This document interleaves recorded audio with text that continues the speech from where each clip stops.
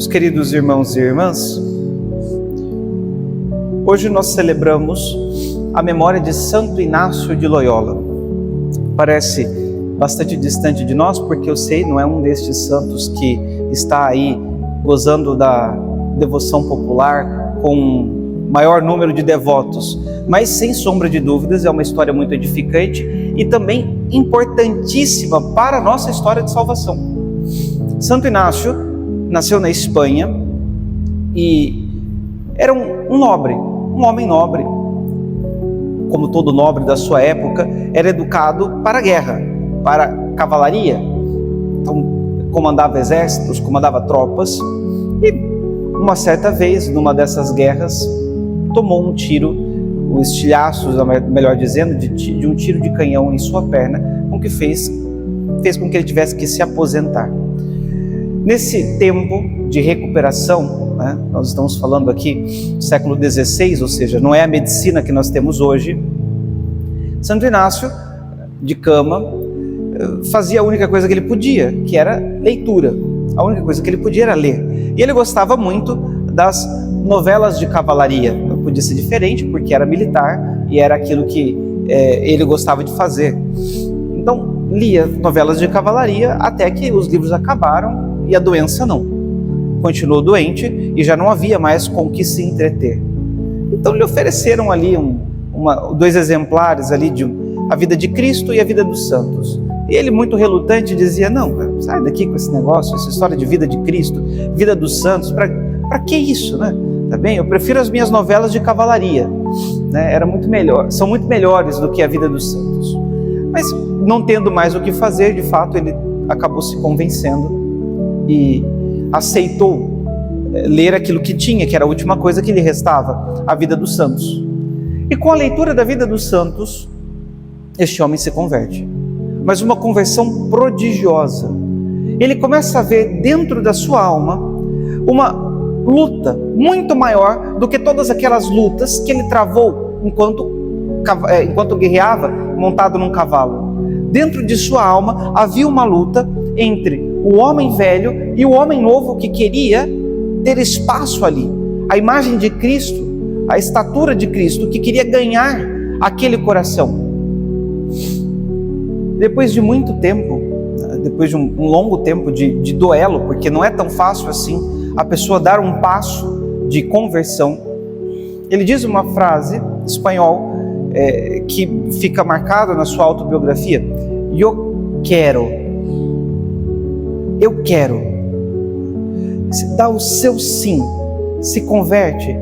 Diz a tradição que, inclusive, quando ele disse isso, eu quero, até as paredes do quarto se racharam, de tão potente é que foi este sim, de tão potente que foi esta decisão por Cristo. E dali por diante, ele teve que fazer muita oração e muita penitência para enxergar a vontade de Deus para ele. Passou um tempo vivendo inclusive como mendigo, como vestido de saco e mendigando, pedindo, porque teve que deixar tudo, deixar o castelo, deixar a família, deixar tudo, absolutamente tudo, para poder sustentar o seu sim, o sim da sua conversão. Até que chegou a ciência de que Deus queria que ele fosse padre, que ele fosse ordenado, se tornasse sacerdote. Ele foi ordenado, se tornou sacerdote e foi uma grande alma usada por Deus para, em primeiro lugar, onde estava, ou seja, na Europa, sustentar a fé católica que começava a ser atacada pelos protestantes. Ele funda uma congregação religiosa, os jesuítas, a Companhia de Jesus, nesse intuito, de defender a fé católica. Porque os protestantes estavam começando a destruir a fé das pessoas. Martinho Lutero, ele tinha um método bastante honesto para fazer com que as pessoas se tornassem protestantes, luteranas. Ele chegava no vilarejo, estamos lembrando que estamos falando aqui do século XVI, não tem meio de comunicação rápido.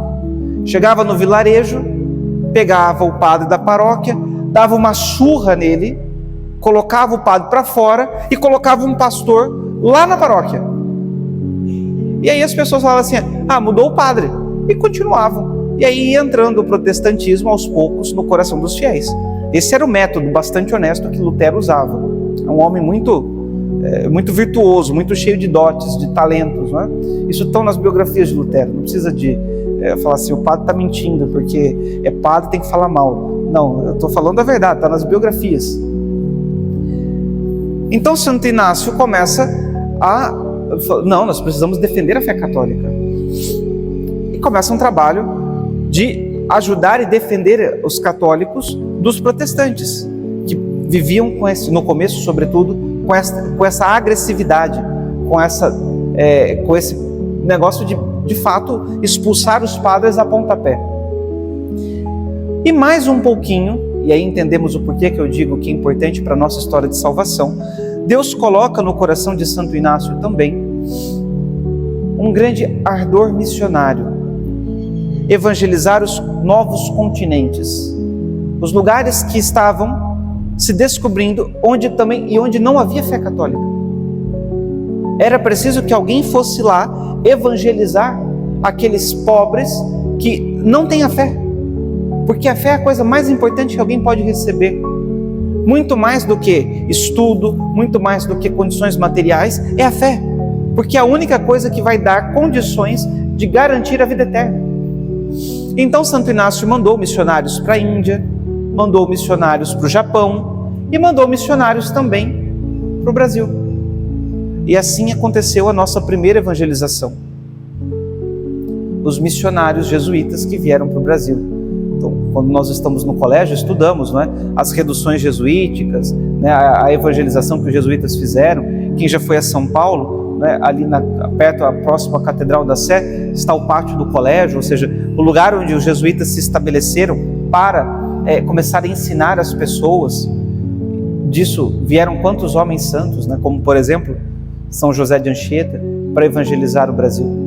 E quantos outros lugares não foram evangelizados pelos jesuítas? Aqui mesmo no Mato Grosso, antes dos salesianos chegarem, dos franciscanos estarem aqui, os jesuítas fizeram a evangelização, evangelizaram aqui as nossas terras.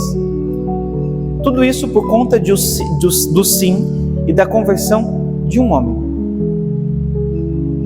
O que é um eu quero bem dado, bem decidido? O que Deus é capaz de fazer com um único sim, quando este sim é dado verdadeiramente? É capaz de mudar o mundo. Não foi somente a sua cidade, a sua paróquia, o seu país. Não, de mudar o mundo. Um único sim bem dado. A história de Santo Inácio, por isso eu disse no começo, embora não seja dos santos com o maior número de devotos aqui no Brasil, mas é uma história que deveria inspirar em nós muitos desejos de mudança de vida e também muita gratidão, porque por conta deste sim, aqui o Brasil, o nosso país, teve a oportunidade de receber, através de homens que se inspiravam no sim de Santo Inácio, a fé católica. E nós podemos ver o tanto que Deus é capaz de fazer com um único ato de vontade. Eu quero. Se nós quisermos de verdade, se nós de fato nos decidirmos por Deus, talvez Deus consiga fazer através de nós, desde nós, uma obra tão grandiosa quanto a de Santo Inácio, que não necessariamente significa que nós precisamos montar uma congregação religiosa ou coisa assim. Na nossa própria vocação, com aquilo mesmo com que Deus nos chamou, já é suficiente se nós realmente estivermos decididos para mudar o mundo inteiro. Então que Deus nos ajude, por intercessão de Santo Inácio de Loyola, aqui neste dia, possamos, diante da Eucaristia que nós iremos adorar e receber, dar o nosso sim, dizer a Deus de todo o nosso coração, eu quero, para podermos fazer com que Deus realize em nós a obra que Ele quer realizar. Louvado seja nosso Senhor Jesus Cristo.